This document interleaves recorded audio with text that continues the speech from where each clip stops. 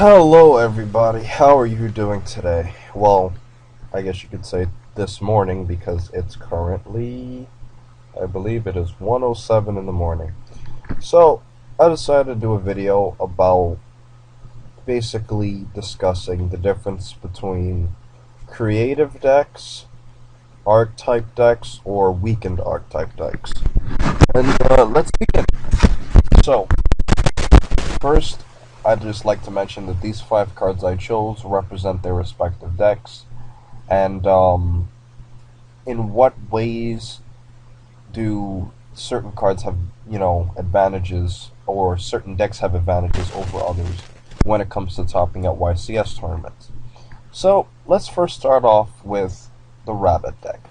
Now, originally, the Rescue Rabbit deck was I guess you can say, a creative deck. I mean, it's used so much that, it's not necessarily considered, you know, creative anymore, but so many people use rabbits now. I mean, you know, it's not creative anymore. But somebody had to think, I'm going to remove a rabbit and summon two Cabazals, and then make Lagia, and then make Doka. And then somebody thought of that, and then it became so successful that everybody wanted to start copying him. And then next thing you know, rabbits are now mainstream. But just think of the concept of a deck. Now, when it comes to archetypes and creative decks, there's a very, very, very, very, very big difference. The difference is that archetypes naturally work together, whereas creative decks, you need to find cards that work together to help your deck, but they don't necessarily naturally work together. For example, Inzectors work together, and where's the proof? Well, without me exploding, because I already made a 25-minute rant on Inzectors and how much I hate them, but let me just be normal today.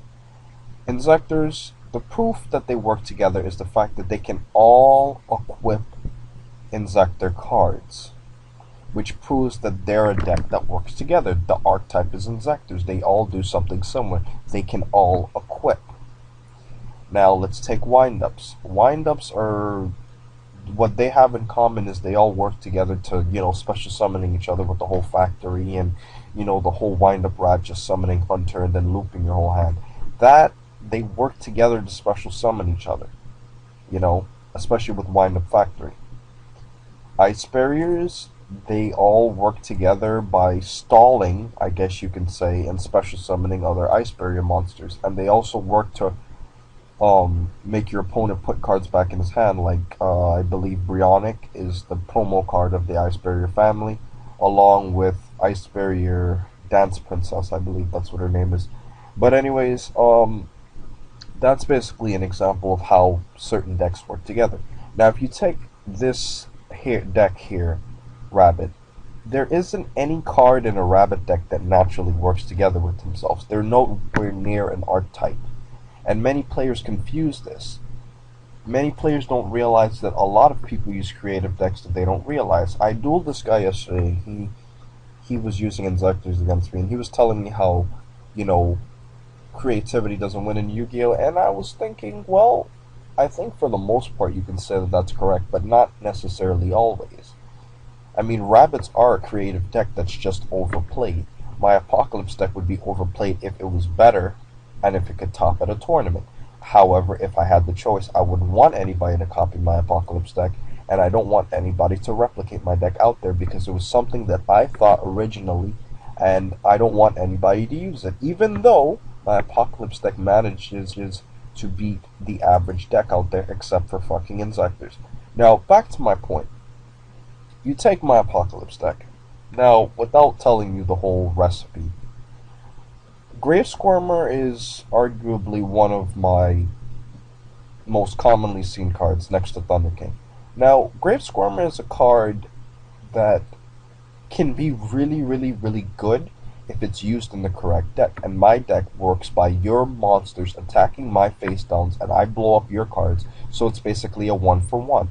I destroy your monster, you destroy mine, and then I keep plussing off of that by getting certain cards. Now, that is basically how my Apocalypse deck works, and it's very, very, very successful against a lot of decks, especially since I know how to side deck certain cards. Now, Naturally, my deck doesn't work together. Miss Valley Soldier belongs to his own archetype of the Miss Valley family. You also have Thunder King Ryo, who doesn't naturally work with any card in the deck. Interplanetary Purpley Thorny Dragon, he doesn't naturally work with any of my cards, but all of them do work together, essentially because they all do something that's basically the same. Snowman Eater and Grave Squirmer basically have the same role. You destroy them or you attack them, they flip over, they destroy your monster. That's basically how Snowman Eater and Grave Squirmer work. So they do work together in the sense that my deck is similar. All of my cards work together towards a common goal, and then I have some support cards like Miss Valley Soldier, who's basically there to be a level 4 tuner and a decent beat stick in order to bring out level 7, level 8 synchros. And occasionally I would sync a Grave Squirmer and a Miss Valley Soldier for an Ally of Justice Catastrophe. So basically his point is to sync. And I thought of the concept of the deck by taking different cards and they all have their own roles. Breaker fits the destructive point of my deck because he pluses, because he doesn't necessarily use, you're not using a card when you use Breaker to destroy. Breaker just basically just summons himself, blows up a card, end of story. Now, recently, I have 15 versions of my deck. And so when you think you're seeing my Apocalypse deck in a video, you're probably seeing a certain version. And a lot of my videos, I usually use version 5, because version 5 is my best non-tour guide version. And version 15 is my most recent version. So I have 15 versions of my deck. Without showing you, I have the proof right here. I have all of these Apocalypse decks right here. So basically, that's just basically trying to explain to you guys the difference between creative decks and archetypes. Now, on to the point as to whether they work together or not. That can be argued different ways. I will have to admit that making my Apocalypse deck, I will have to say it's very, very, very hard to find cards that work together with it because it's not an archetype. You have to go out there, you have to search, you have to say, does this card fit into my deck? Does this card work? Does this card work together with other monsters? If you have no chemistry with your other monsters, it's not going to work.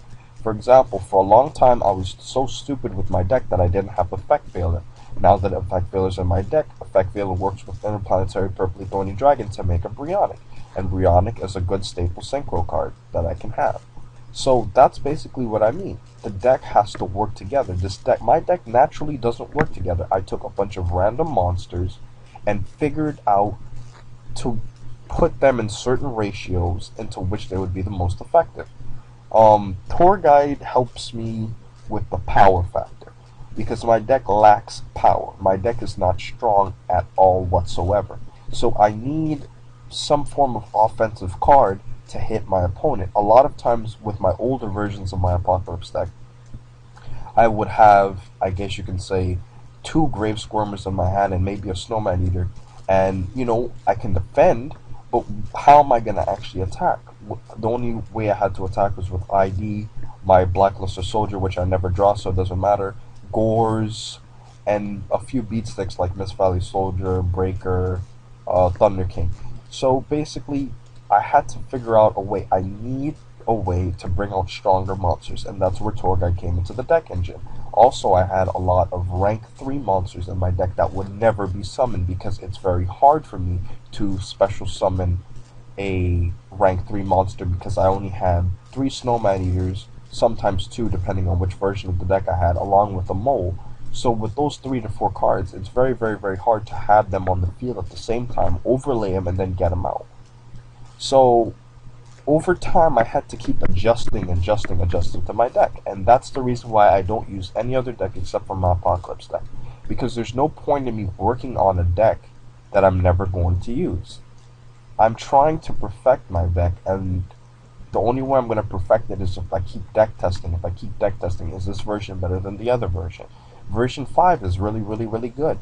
That's the Dark Bribe version. It works very well, but in many cases it lacks power, and I need power. Yes, I understand that Tour Guide can be veilered, which it is often, but, you know, every deck has their pros and their cons. So, my last point is that creativity can win in Yu-Gi-Oh! If you put enough time and effort into doing so. I worked for months on my Apocalypse deck to get it to where it is now, and it still even isn't to where it is now. I mean, I used to have a lot of cards in there like Exploder Dragon, Nudoria, which I recently put back in at 1 because he's a level 4, so I can sync him with Miss Valley Soldier. I mean, it's things like that that you have to think of when you're deck building. So, essentially, that's my point to everybody, that creativity can win in Yu-Gi-Oh! Especially, and it's shown that at my locals, I always win with my Apocalypse deck. I understand that it's not a top tier deck. I don't consider it a top tier deck. I think it's a very good deck that can hold its own, if not beat the top decks of this format. It can beat Chaos Dragons, especially when I side in Soul Release, because people aren't smart enough to realize that siding in Soul Release against Chaos Dragons will basically crush them. It's weak against Insectors. It's good against windups if I don't get looped, which happens a lot. Um, I can't think of any of the other top decks. Rabbits, it's iffy. I mean, a lot of times, a lot of people think that rabbits always open up with rabbit. That's not always true. As a matter of fact, in most observations that I've seen, most times they don't open up with rabbit. They draw at some point in the duel. Sometimes they don't even draw rabbit. So that's why rabbits aren't necessarily that big of a threat, because first of all, they're only gonna usually bring out 2 to 3 Logias, and my deck works well against Logia because when Logia attacks my Grave Squirmer flips over and it pops Logia. And if they have Doka on the field, then I have Soul Taker, Smashing Ground, Hammer Shot, and so I just destroy Doka, and I have a lot of other trap cards that can stop Doka as well. So rabbits are kind of strained when they fight my deck. They're like, do I go Doka, do I go Lagia? And it really doesn't matter because either one of them is going to struggle against my deck if I have a good mix of cards. My deck works best when I have a mix of cards. And this video is kind of going a little too long now, but I just wanted to point out to everybody that creativity can win in Yu-Gi-Oh! If you spend a lot of time, if you work hard with your cards, if you constantly deck test, and most of all, have faith in the heart of the card. Thank you guys for watching, and just remember, the heart of the cards will help you win. Have a nice day.